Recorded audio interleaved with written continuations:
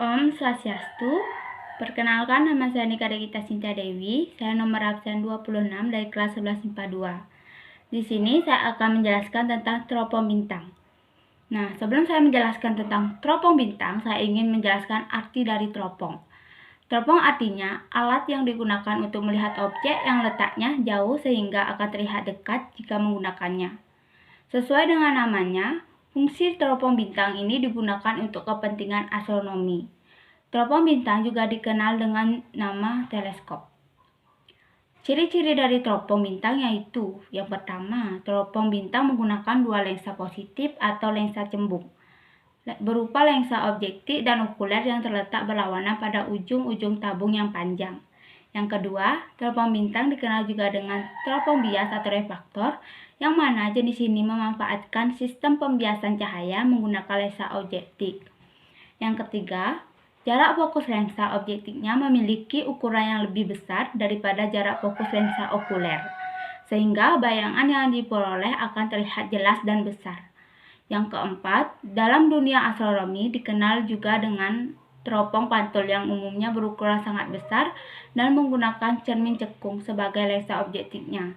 Contoh dari teropong itu yaitu bintang Halley. Yang kelima, teropong bintang atau teleskop memanfaatkan satu atau beberapa elemen optik.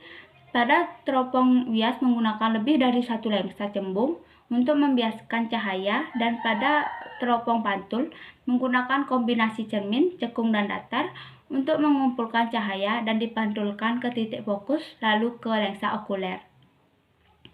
Nah, untuk bagian-bagian dari teropong bintang atau teleskop ini terbagi menjadi beberapa bagian. Yang pertama ada tabung. Tabung sebagai ruang dari berbagai bahan yang menjadi tempat bagian-bagian penting teropong seperti lensa dan cermin.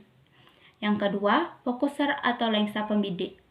Digunakan untuk membidik bayangan oleh lensa objektif tanpa membesarkannya. Yang kedua, eyes pieces. Digunakan untuk memperbesar gambar objek terletak di dekat okuler sehingga dapat membantu pengamat dalam melihat objek. Yang keempat, lensa objektif. Lensa yang dekat dengan objek artinya cahaya objek pada mulanya akan melewati lensa ini pada teropong bias. Yang kelima, lensa okuler. Lensa yang terletak di dekat pengamat yang berfungsi untuk memperjelas objek. Yang keenam, lensa Barlow. Lensa tambahan yang terletak sebelum eyepieces ini dapat meningkatkan panjang fokus teropong dan berfungsi dalam meningkatkan pembesaran teleskop. Cara kerja dari teropong bintang yaitu memanfaatkan mekanisme pembiasan dan pemantulan. Berikut saya akan menjelaskannya.